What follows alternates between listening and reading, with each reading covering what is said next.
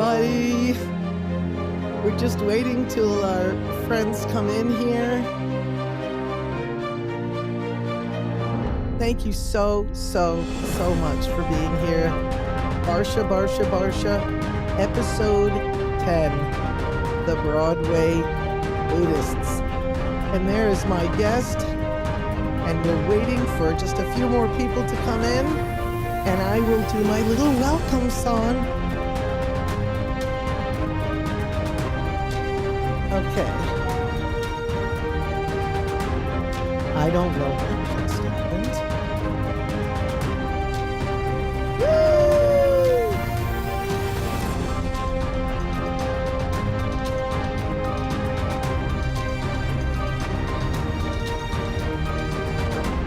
I love conducting the weight bot. I love conducting this weight bot. Yes! All right, here we go. Where do you go on Mondays when you want to have fun? Where can you go on Mondays when your day is done? Well, Fireside Chat is where it's at. Spring, summer, fall, or winter. And join me in welcoming our Broadway Buddhist, my friend, Michael Winther. Join me in welcoming Michael Winther. And he keeps going down and down and down. Okay. Hello, everybody. Can we have a round of applause for Michael Winther? Yes!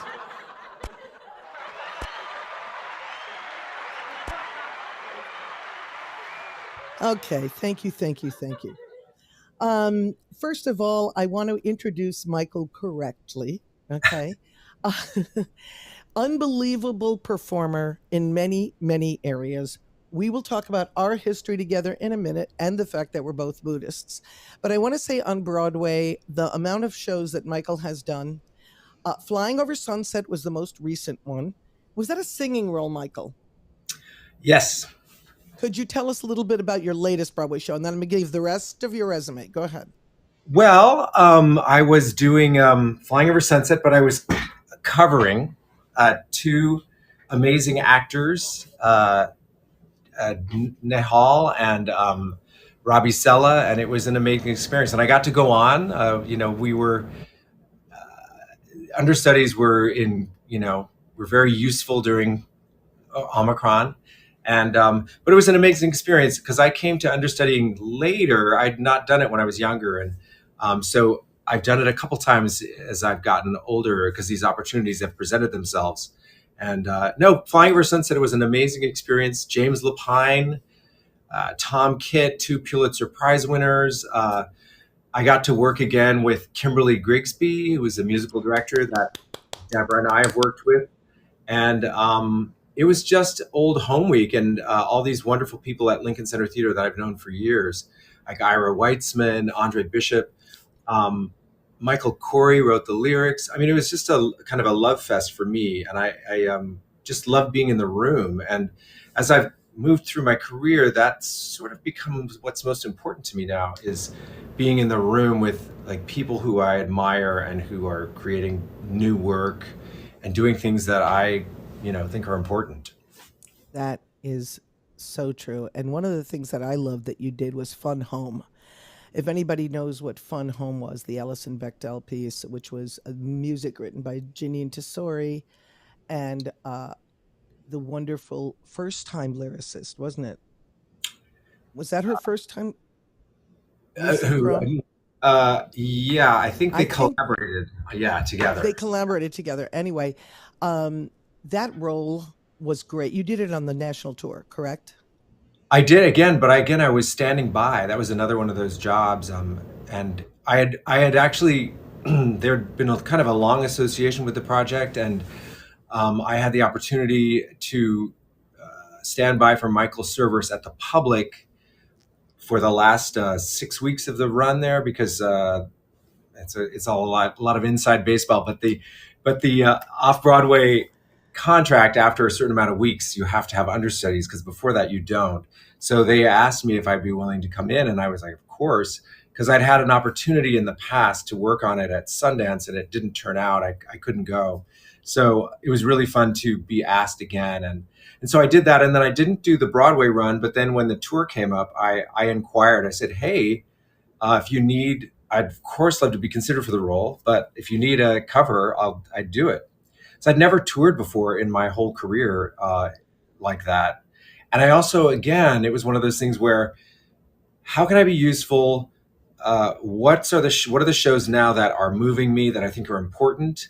And I thought this is a way I can be useful. And I'd understudied, I think, once before that, and I really didn't have a I enjoyed it. I thought it was an amazing thing, and it's a great job. I'm not like putting it down, but it's a certain kind of mindset you have to be in, and I don't think Yes. I could have done it when I was younger because I was too, you know, frantic and chomping at the bit. And I think, my, because I know we're going to talk about this, but my Buddhist practice opened the door for me to be able to consider other ways to be an actor, and to be in the business that can add value in some ways more, I felt, than just sitting in a show that, doing a part that you're not really happy about, and in a revival of something that we don't really need to see again. And so the mission of that was so strong, Hmm. and it was an incredible experience because we went out on tour. We started uh, in New York, and then we teched in Cleveland. Right. And Yes. Cleveland is a funny word. Cleveland is an amazing place. But that was right before the election where the Yes. We 45th don't mention, president. yes. Yes, exactly. And so we were all excited because we thought it was going to be a year of taking this beautiful piece about, a gay woman and her conflicted father around the country. And it was going to be a celebration, like a victory lap. And it turned Right. out to be the opposite. It was really like triage for the gay community in all these cities, and not just, San Francisco or Seattle or LA, but, Detroit, Des Moines, and to meet these people in all these cities who weren't necessarily theater goers normally, and to see the lesbian community come out to support this piece, and gay men, and the whole diaspora of the homosexual, gay, bisexual. Uh, I'm so bad at LSD. Thank you, Charlotte. But it was just a really incredible experience, and I was so happy to be part of it. And yeah, so those are some things I know we've gone off on a tangent, but No, it's not this is really what I love about our relationship over the years too is we are by nature tangential.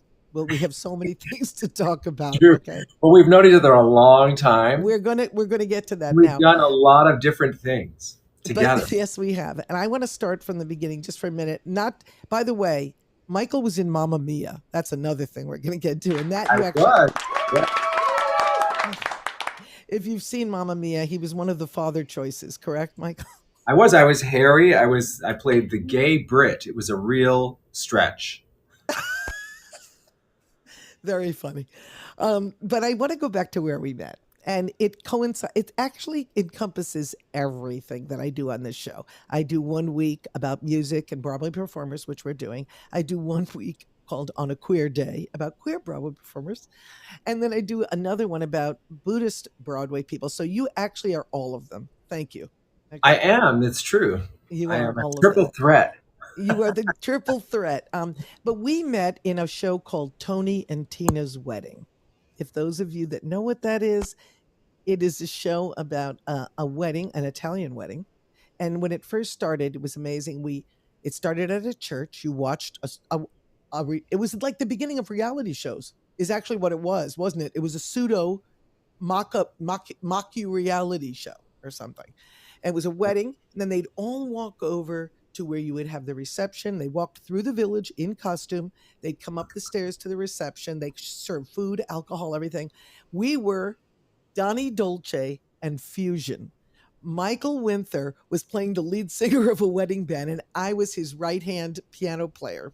I took over the role when the first cast went to LA. Yes, Celeste Romano I was was was Celeste your name. Romano. Yeah. We had cards. We had cards. You know I the had cards. cards made up. Yeah, they were pearled. They had like a pearl finish on them. And yeah, go ahead. I interrupted you. I'm sorry. No, you can interrupt me. This is I want to go back and forth.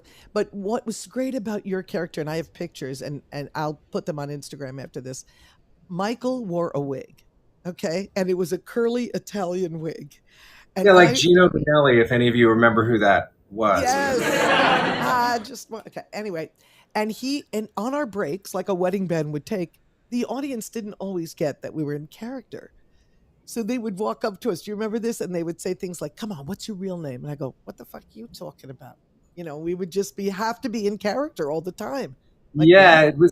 it was something that the troupe, we were called Artificial Intelligence at the time, and we Yes, had done a couple of other shows. This is before Deborah got involved, where we were playing people being in a variety show, like recording a variety show live, and then out of that came this wedding idea that had been sort of developed by a group of actors who all went to Hofstra, and then we were that's all right. in a an acting class. I didn't go to Hofstra, but I met these people in an acting class by this guy David Kaplan, and it all comes back around. And David Kaplan actually is the one who introduced me to this Buddhism that we were going to talk about.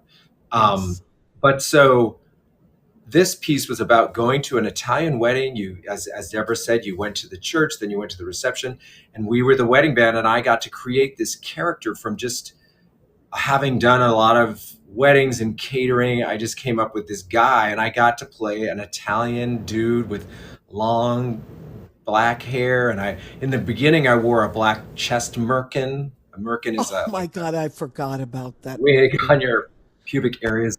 Um, you know, how often do you get to wear a merkin? But Thank you. and the greatest thing about it was we got to pretend to be this band, and one day somebody came up to us and wanted us to do their wedding, Right, and I they was thought like, it was a real wedding band that was hired. yeah, because we it was Deborah was amazing. It was. It did, and we got the license, the rights to all the songs of the day. Like the Yeah, yeah. Remember, you know how at a wedding everybody has their bridesmaids come up and sing. Well, our bridesmaid sang "Desperado." Remember that? yeah, she sang Desperado, and then we did a duet together of Somewhere Out There. Like Right. somewhere out there. Right. It was a great experience, and we you learned so much because you had to be in character the whole time, and we were lucky in a way because we had the protection of being up on a stage, whereas the other Right. characters had to be working through this Mingling. mingling, and there was a episodic breakdown where you had to hit certain points in the evening to move the plot along, and we were part of that, and we were sort of the score for the whole thing. And I'll just tell Right. one story about it. Early on, Please. Yeah. my my dad, who was in the entertainment business, came to see the show, and I I came up to the table and I was in my character like Donnie Dolce. I was like, "Hey, how you doing? I hear you're in show business. We'd really like a chance, da da da." And he had no idea who I was. For about 10 or 15 minutes, I walked away from the table, and then his wife, my stepmother, was like, "That's Michael," and he was looked at me like, "What?" And it was just he had no expectation of it, that I would be looking like that. So, and we'd have times where women would wait after the show for Donnie Dolce, and I would come out, without all my makeup and my hair, and I basically looked like this, but younger. But I had this hairline and stuff, and I wore a little like William Hurt glasses, and I'd come out, and they're like, "Is Donnie Dolce? Has he left yet?" I said, "I don't know. I think he did leave. I'm not really sure." I would just sort of sneak out. I love it. And Michael, we learned a lot from that improvisational form of a script because when we did take our break and mingle in the audience, um, we like, for instance, in the church, they would say, "What side are you on, the bride side or the groom side?" to sit the people, and they had to automatically say they were with one of them. So it gave the audience this sense of real live interactive theater. I mean, I know we have that now, but that was a revolutionary show, I have to say. And give Nancy, we should give Nancy credit too. Oh yeah, Nancy Casaro and the original creators. There was a big group of people. Mark Nasser, Right. Larry Pellegrini, the director, Juan de Armas did all the costumes, and it was a real collaboration for everybody. But Nancy Pizarro was definitely sort of the engine, I would say, for the whole piece. And Yes. she's an amazing woman, and she lives in LA now and is teaches in addition to her acting career, and she's an amazing teacher. And I've seen some of her stuff online, and we see each other every once in a while. And also Nancy was one of the people who was instrumental in getting me to practice this particular Buddhist practice. So So now we'll talk about how the whole cast was the Buddhist mafia, as you call them, right? well, it was a unique situation Yeah. because there was a lot of there was a lot of people who and do you want to talk about, we keep talking about this Buddhism, do you want to say what we're Yeah, talking about? yes, actually, you want to start explaining and I'll jump in, or what, and why this is I'll just start you off with one thing.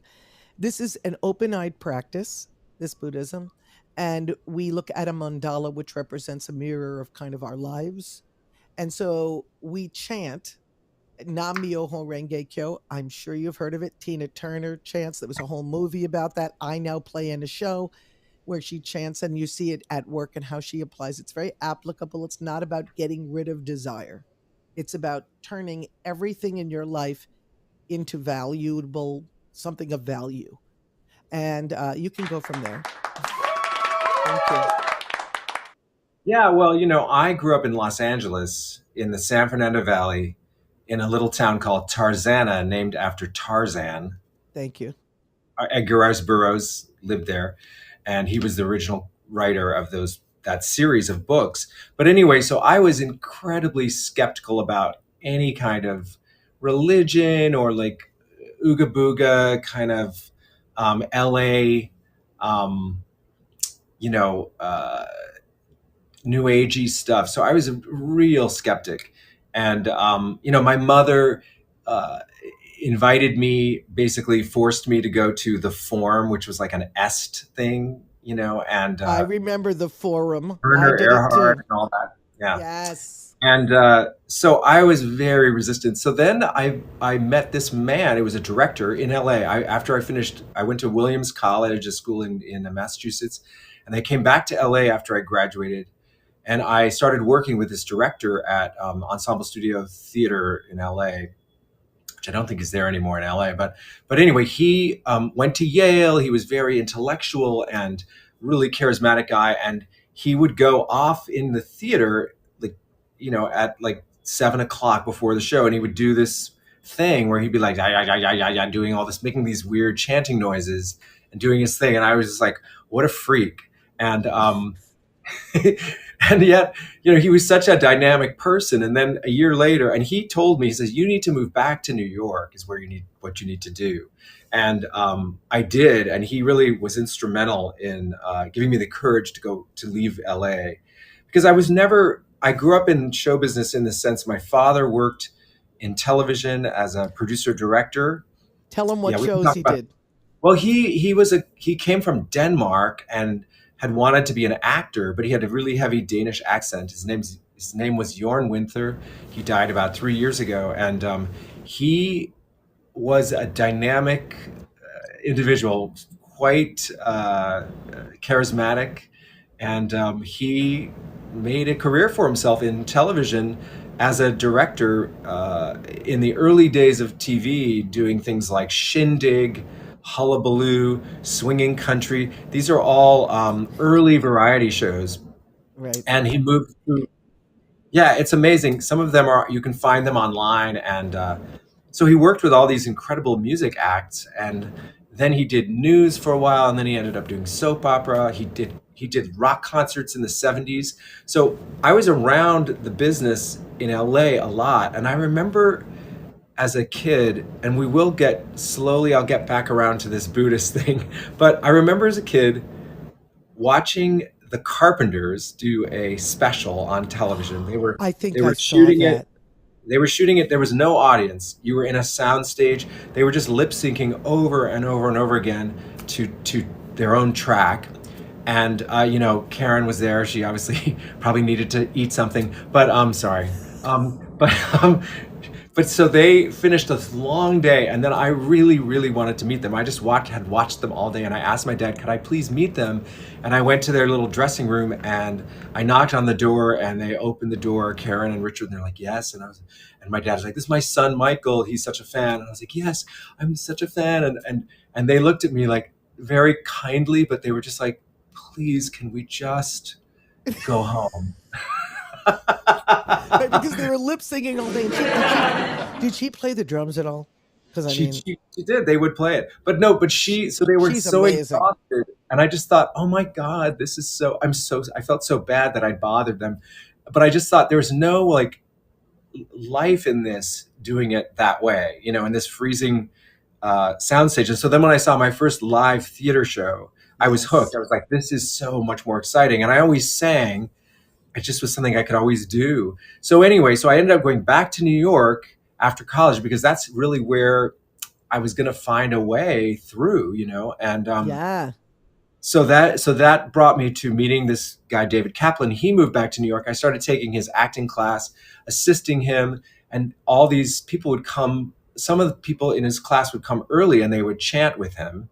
And one day I went up to him and I said, "Do you mind if I come and listen or do it with you guys?" And he's like, "Yeah, of course." So there was no like pressure to do it, because I think in the early days of Soka Gakkai International, which is the organization we're part of, which is the lay organization for Nichiren Shoshu, which is a Japanese sect of Buddhism.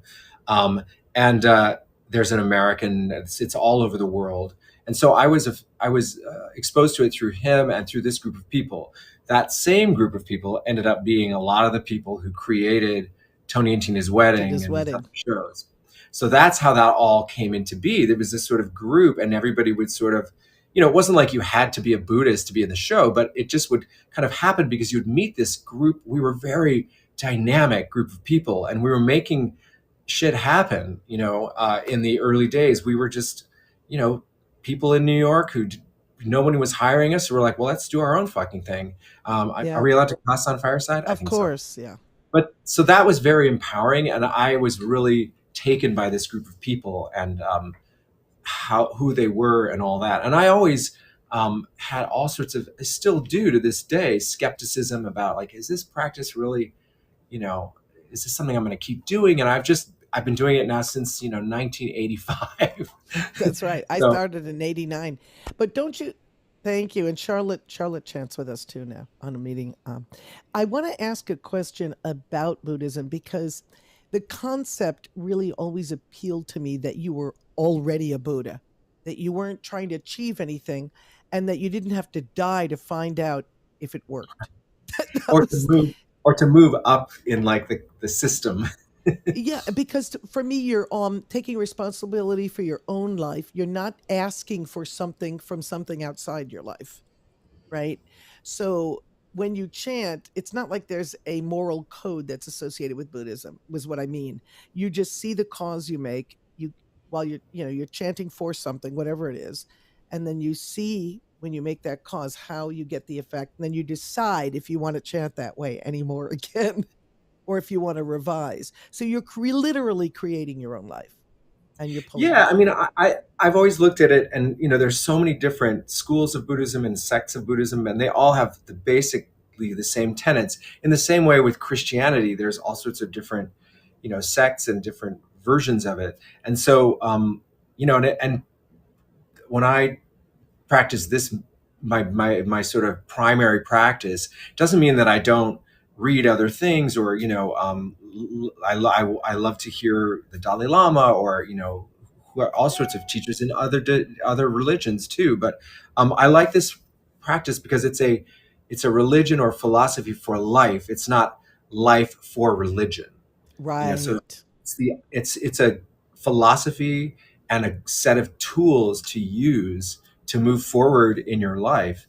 And I think that a lot of friends of mine, when they find out like, you do Namyo Renge Kyo, like, really? Because I don't lead with it. It's like you lead by example, hopefully. Um, but I certainly am not ashamed of it, or I don't, I'm not afraid of talking about it. But it's something that is really I had a real test of my faith and my practice recently because my mother just passed away in I know. I'm so December. sorry.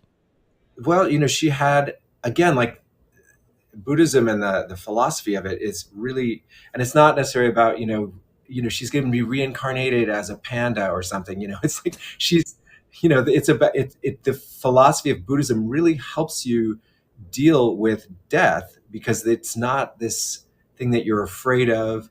You're not, going to then go to the pearly gates and have this experience, where you're going to be judged.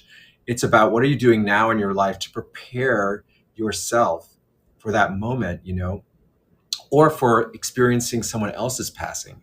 And I definitely felt that after all this time, I was so well prepared for my mother's, for personally, but also I felt like in a small way I could help her, you know, even though she was so inspiring in how she passed. She was not afraid. She had dementia, but this other person sort of emerged, this younger, beatific woman, and was able to spend some time with her uh, before she passed, and it was something I'll always cherish. But she wasn't afraid. She even said to my one of my brothers, right before she, like, within the week that she ended up passing, she said, "Well, I'm going to go to sleep now, and well, we'll see what happens."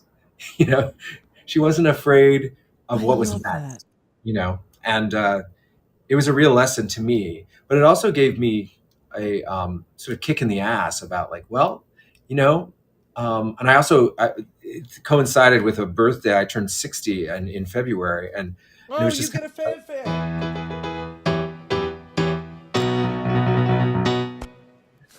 Go ahead.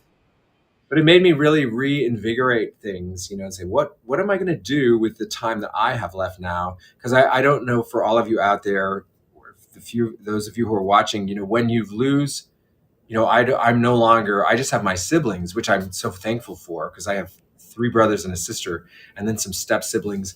But, I no longer have any parents, that are here.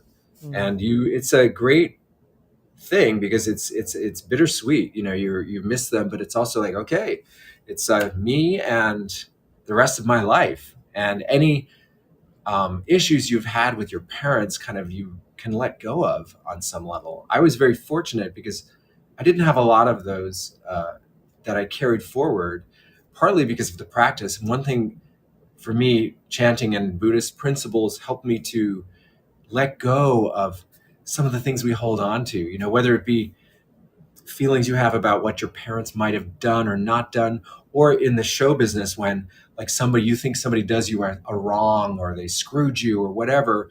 You're able to sort of turn that around and see, like, where is that person coming from? How am I responsible for this, and what happened, And what and am I supposed to learn? yeah, and Yeah. what can I do with this? What can I do with this moving forward? I think that, you and I are very similar in how we approach this practice. Is it's not like magical thinking No. where, I'm going to chant Nam Myoho Renge Kyo and then magical things are going to happen and I'm protected. It's hard work, and it Yeah. makes you, the meditative practice makes you face yourself, not literally in front of a mirror, but the mandala we practice to is almost a mirror of yourself, a reflection of yourself. And, there's no higher power that you're necessarily chanting to. You are chanting to the higher power within yourself, I Right. think. And we should probably tell them vaguely what Nam-myoho Renge Kyo means. So Nam means devotion to, Myoho means the mystic law. Renge means lotus flower. There's two things about a lotus flower. It blooms and seeds at the same time, and it can only grow in a muddy swamp. So it really symbolizes the simultaneity of cause and effect, and that you'd only grow for the murkier your life, the more beautiful a flower. And Yeah. kyo means sutra, or sound. So it's devotion to the mystic law of cause and effect through sound. So if you go to the Tina Turner show that I sometimes play in, you'll see how they show that the only way she got away from Ike Turner abusing her was to chant, because she got the courage and strength to show up with 36 cents in her pocket to a hotel and go, I just left the show. I'm bleeding. You got to let. I have not a cent in my pocket. Please let me in, because she just knew and had the courage. All those other years, she couldn't get away from him. Yeah. So there's a lot of examples like that. Not to mention famous people, Chet, but Herbie Hancock is his great book. I think it's called Possibilities or something. I just read. It's unbelievable how he applies his Buddhist practice. Can I just go to the next show of where we met? So the next thing Michael did was he played the father to Keith Haring at the public. The next thing we did together, he did many Yeah, things. yeah. And he played in my show Radiant Baby at the Public Theater. Michael was Keith Haring's father, and it was brilliant. And then I want to, just because we're at this point in the talk, actually let you hear Michael's voice, because it's unbelievable. So first thing I'm going to play, and then I'm going to go to his Spotify. I put michaelwinther.com in the little thing scrolling across if you want to go to his website, and I can give you some other links. But there was a show called Songs from an Unmade Bed. And I think 17 or 18 composers were given 18, yeah. lyrics. 18 composers were given lyrics. And I was in good company with Duncan Sheik and all these other incredible writers. And we were supposed to each write music to one of these lyrics. And the lyricist's name was Mark Campbell. And Michael was the star of the show. It was a song cycle created for Michael. So if you go to YouTube or Apple Music or anything and you look Songs from an Unmade Bed, my song is number 12 on the record. And it was a lyric called He Never Did That Before. And it was, well, you'll see what it was about. Michael, you can react to this however you want. I know it's weird to hear yourself singing, but this is from Songs from an Unmade Bed, music by me, lyrics by Mark Campbell, and Michael singing. So here we go. As I bathe in the afterglow of some pretty remarkable sex, his breathing is heavy, his eyes become slits, he starts to drift off. Then it hits. He never did that before. He put a twist in our bedtime story. He never did that before. That isn't part of his repertory. That's something that he must have learned. And now I'm wide awake and concerned. He never did that, never did that, never did that before. He never did that before. No, that was totally unexpected. He never did that before. And yet it's not as if I objected. In fact, not long before he drowsed, suspicion wasn't all he aroused. No, he never did that, never did that, never did that before. When did he have that business thing in Akron? Though it's not like I really care. And anyway, that's to advance for Akron, unless he met some Brazilian there. Or did he get it from some film he rented one set, say, in a prison cell? Or Monday's overly familiar waiter, or Poppy Inches 9 at AOL. And now he begins to snore, and I could smother him with my pillow, though it's silly to be so sore about some possible picadillo. I need to chill and count to 10. 1, 2, 3. Who cares if there have been other men? After all, he never did that, never did that, never did that before. And he could never do that, never do that, never do that again. Woo! That Oh my was God, I haven't heard that. That was very funny.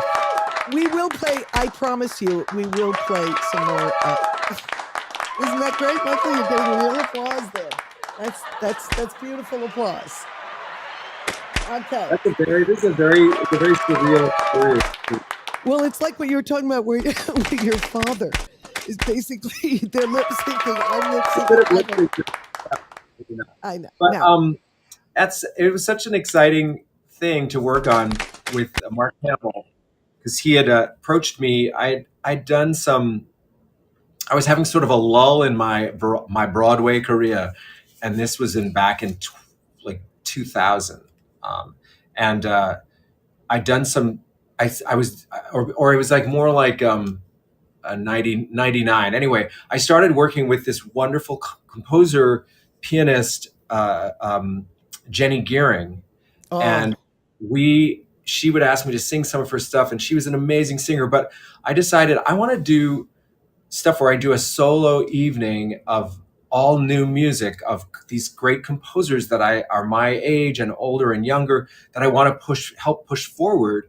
And because I'm not going to do like Michael Winther sings the songs of, Frank Sinatra or something like that, which is what I do now. But at the time, it was my mission at the time, and sort of fueled by my practice. Like, what can I do that's not really about me? Like, I didn't want to do like a Michael Winther cabaret where it's like, I was born in Tarzana and let me tell you my story. It was more about, hey, these are some new songs. Let's listen to them and I'm going to sing them. And then it's about me just by, default, But so Jenny and I put together a set and she musical directed.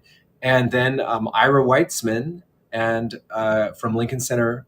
At the time, he was at Playwrights. No, he was at Lincoln Center, but he had a side gig working for American Songbook at Lincoln Center for the Performing Arts.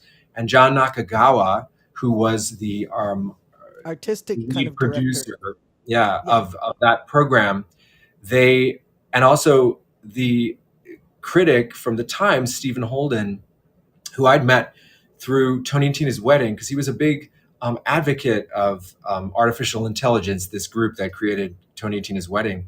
And so he came to see my show and he, really loved the idea of it. And he wrote a lovely review in the Times, which was kind of career changing. John Nakagawa booked me at the American Songbook, the second season of it. And it was an amazing experience. And I got to do a set of all new composers and lyricists. And I did 2 seasons of that. And it was amazing. And out of that, Mark Campbell then approached me and said, well, what if we did a whole evening of, different composers, my lyrics for you to do? And that's how it all came about. Yeah. And it was an amazing experience. Yeah. And it's been done in a lot of places. And I've seen some of them. Yours was like the definitive one. It was it's gorgeous. The great thing is that the musical director on it, it turned out to be the musical director of Radiant Baby.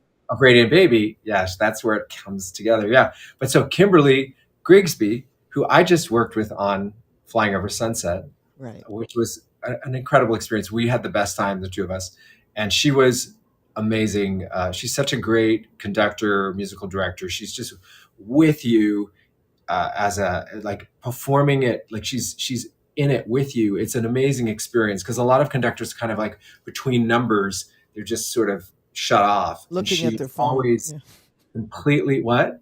Looking at their phone. Yeah, looking at their phone. She's just there. She is like she's with very you. Present. She's so present and she is such a great artist. But so she was instrumental in getting the recording made by Ghostlight Records and Kurt Deutsch because they knew each other. And she's like, you got to come see this. You have to record it. And that's what gave the show a life. And some of the 18 composers, including Ms. Deborah Barsha, are represented on it. And for a lot of those people in the beginning of their careers, because this is 1980, no, 2005. It was 2005. 2005. Yep. It was sort of their initial calling card that they were on this album, I have people still emailing me saying, I want to do this song in my cabaret. Where can I get it? And I tell them where the publisher is and the whole thing. It's a crowd favorite. It is. Your song is very, yeah, it's an up and very funny, great It's very lyric funny. and Some great of these are set. very like artsy and beautiful, and Yeah, I mean, I the sort of premise of it is one person's sort of trip through their life in a way, or different aspects of their life. It was just this sort of open concept. Mark kept writing lyrics, and then we would send them out to different composers and get things back. And then David Schweitzer, who was the director, helped really order it and structure it. And it's the main thing is that it was all through the point of view of a gay person, particularly a man. And looking back on it now, 2005, definitely a cis male man, mm, but a lot mm, of women have sung the songs, recorded them as well, some of them. So they can be sung by anyone, in the same way that when I was starting out, I was singing all these songs that were written by straight people, and I would change the pronouns or not, and I would just in my right, head. So I was like, well, look, why can't we have songs that are universal for everyone, but they start as a gay person's song, or they start as somebody who is right. yeah. And that And was something that was really, I think, important about the piece. And I would get emails and from young gay kids in like Texas saying that this was the album of, that helped me because I felt like I wasn't alone. And not to get too, self-aggrandizing about it, but it did make a difference for a lot of people. And I remember I was doing a production of Merrily We Roll Along at City Center. I was playing, like the lawyer Jerome and James Lapine was directing.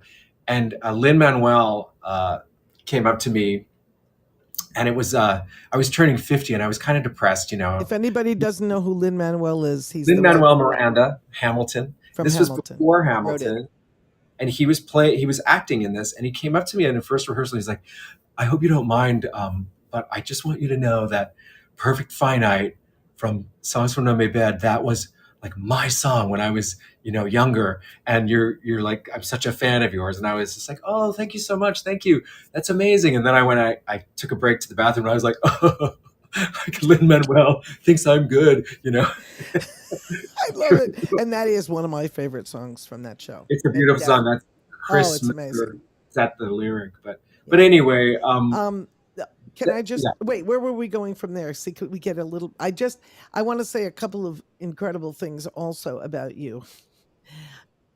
I'm going to say it, Mother. My mother's in the audience, but Michael was when Kim and I wanted to have a baby. Michael was just pretty amazing. We were getting very. I wrote a one woman show about it called "Womb with a View." But anyway, Oh, I thought it was these called Welcome to My Womb. no, no, Oh, but okay. that's a good title. It was Sorry. I was called "A Womb with a View." Anyway, Michael said one day, he called me, he said, look, if you guys are having trouble with frozen sperm, I would love to be your donor. And I don't have to have any access to the child. Or if you want me to be involved, I will be. I couldn't believe he said it. So we tried it with Michael. We tried it. And it wasn't Michael's fault, as he likes to say. He had a very high sperm count. It was my fault. I was too old. I was 45 and it didn't happen. Anyway, I made a great one-person show about it. And one of the reasons I said I wanted his sperm, and then we're going to have Q&A, so get ready when I invite you for questions, is that Michael's voice. I said, if we just had a baby with this voice. No, anyway, I have to play you. He sent me to his SoundCloud. If you go to soundcloud.com to Michael Winther's channel, listen to this voice. Wait. And by the way, michaelwinther.com is not, there's nothing up there yet. I just have there is the. Okay, but listen to this voice. I can't take it. This is on SoundCloud. It's called Still Love. Oh, this is what we always wanted, to be side by side as we grow old, chatting each evening on the porch swing as we watch the days unfold. Okay, I got to give them a little of all of these, and then we're going to take questions and such a answers. beautiful. That's Brendan Milburn and Valerie Vigoda. It's such a beautiful. All of these are just gorgeous. Go to SoundCloud, please. What do you do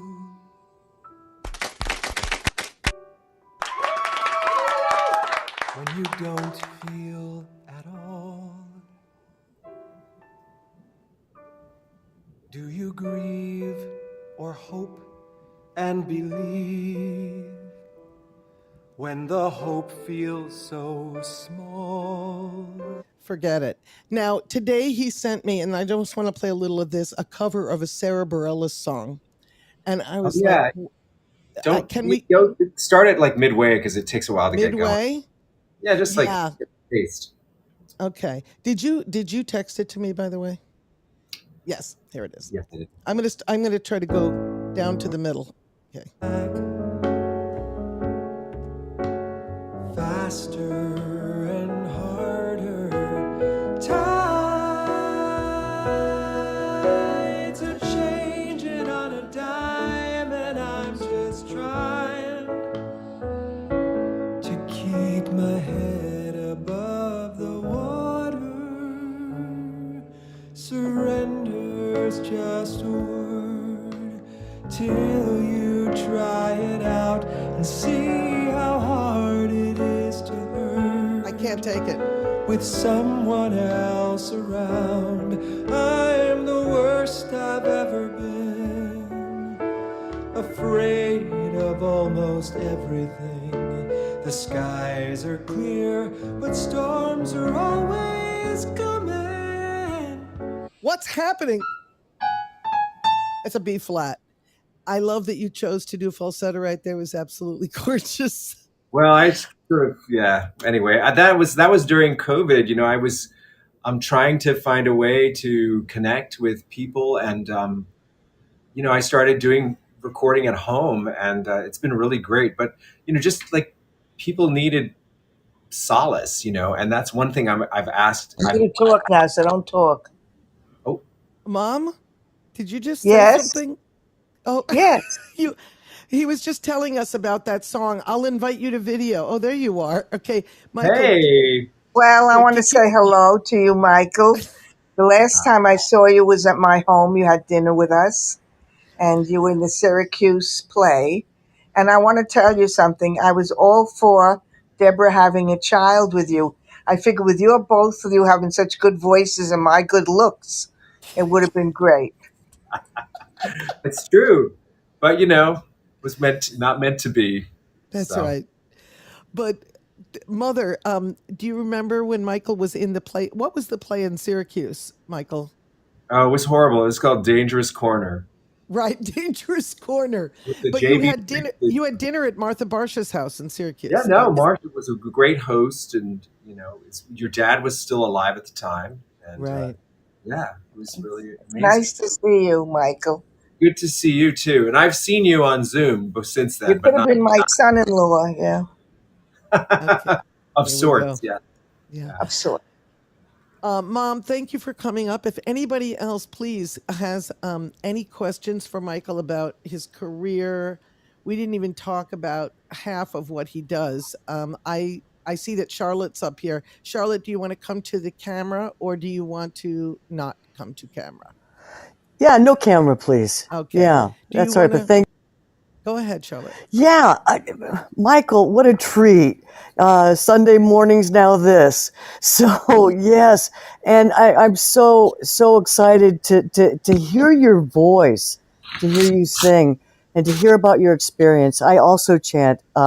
Been practicing since June 1988, and so my question to you is, well, how did this practice change your career? If you know, what were the changes that you noticed once you started practicing?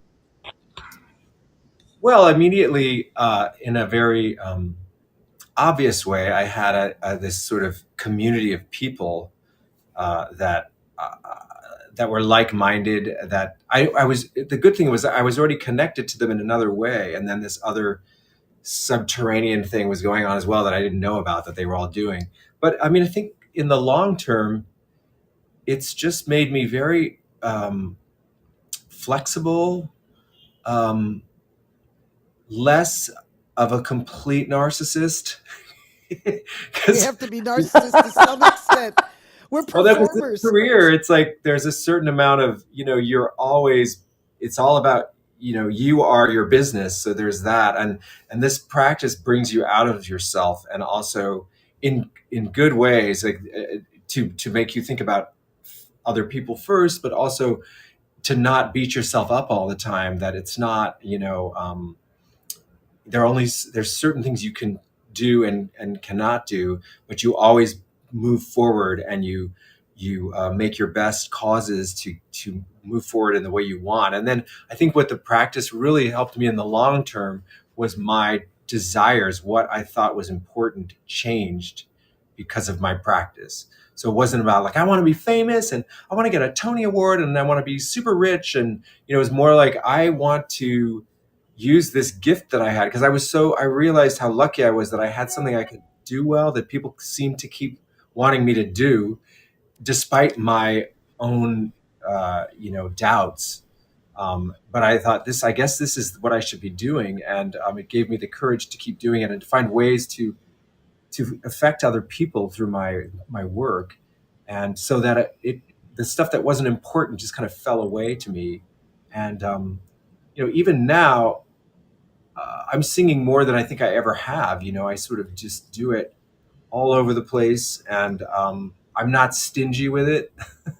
I used to be a little stingy with my singing, and not anymore. So, but I guess the other thing about the practice, it's just given me a deep well of patience, compassion for other people, especially people younger than me who are starting out and having much more difficult time than I did, So Yeah. Charlotte, that was a great question. Well, And I also wanted to share that what you just shared about a father for your baby. It's something that Marianne and I pursued as well. And seriously, Michael, you really touched my heart with that share. And Deborah, what an amazing choice. And know that I think that there is there's a certain calling, but it really touched our heart for the men who volunteered to be our daddies, and the one that we had selected. Our situation didn't work out either, but it always meant so much to us, and I'm sure that that's a place in their hearts yes. that you occupy as well, Michael. And we So got funny stories. We got funny stories from we it. have a 'cause lot. Yeah, I got a lot of funny stories from it. we But it got was cats. also, We sent a limo, and he'd come down, and he said, "You yeah, got to get the it's a cats in the it's other a whole room because nother they're thing. watching me." But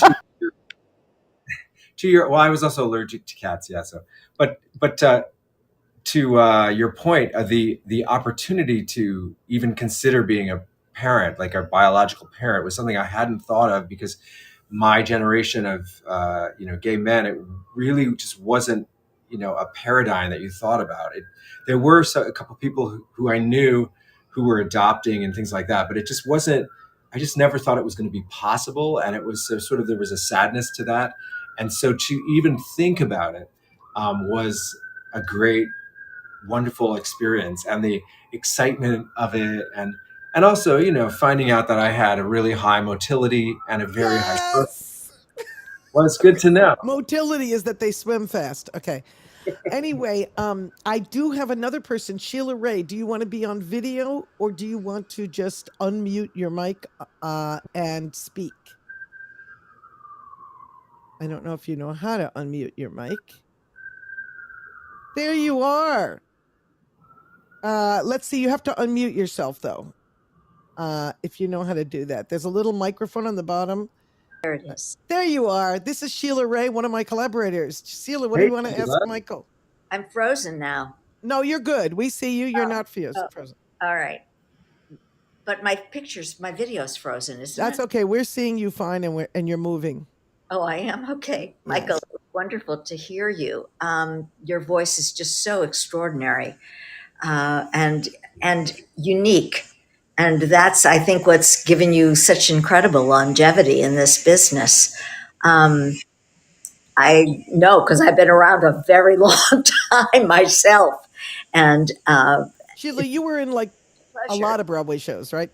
I was in a lot of Broadway shows, but before I became a writer full time. I was in the original Fiddler and the original Applause and Selling of the President and Boccaccio. Does anyone remember Boccaccio? I do. Yeah, the Rothschilds company. Yeah, I did a few in my time. Amazing. Amazing.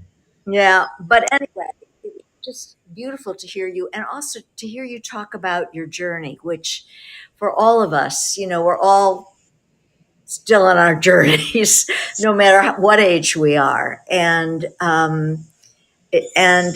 and also your education, your background, and what that brings to you as an actor and a singer, and your family too.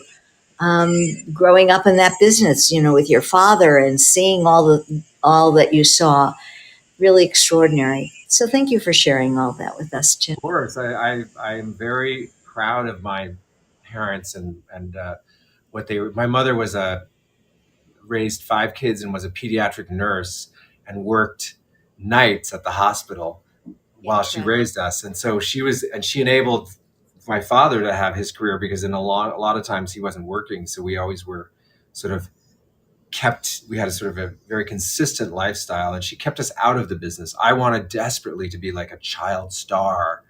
I Growing saw up. your headshots from when you were a kid. Oh my God, they're hilarious. And she was like, I'm not sitting on set with you. I've got my own life to lead, and you can do this when you're older. But I think that as far as, like Sheila and I have had longevity in the career and done all these things, and now you're writing, and I've certainly been on the other side of the table as a creative more than now.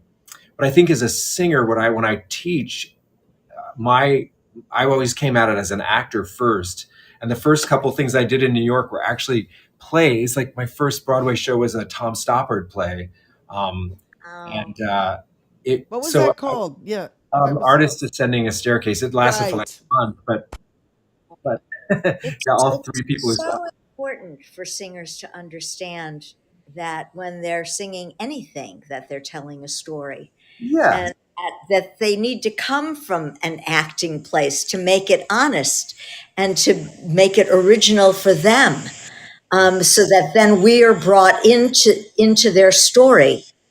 And Michael does that in a way you don't. If you ever see him live, you won't. incredible, well, Yeah. yeah, it's all about lyric, incredibly gifted that especially way. in musical theater and the stuff that we like. Deborah was playing today. Well, with the exception of Unmade Bed, I guess, but we're more like recording things about like just vocal beauty and stuff. But this, when I'm performing on stage, it's all about the lyricist and composer have worked their asses off to create this thing, and we have to serve it. And I have to say, some of the younger performers I work with, it's just all about riffing and making really beautiful vocal sounds, and then you just don't know what the story of the song is, except the story is listen to me sing, and that's just not Right. interesting to me. But Exactly. Not interesting to me either. I agree.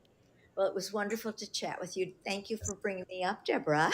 Oh, it's always great to see you, Sheila. Yeah. And Michael, beautiful, just beautiful work. What a career. What a Yeah, career. it's it's still and going. it's still I know. going. It's still going. You still sound gorgeous.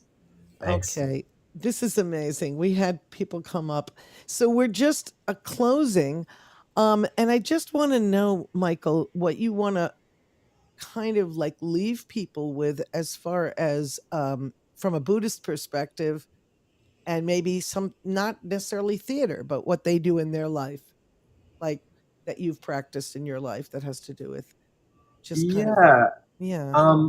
I mean, it's actually, I found a quote by the president of the lay organization, Daisaku Ikeda, which I always look back on, and I'll just read it actually. And it's from one of his daily guidances. And Daisaku Ikeda he's president of the lay organization. He's just sort of a mentor for people. It's not like he's a, you know, No, uh, what I like a mentor's a movie. good word. Mentor's a Yeah, good word. mentor, and he's been and so he's so anyway, he wrote this.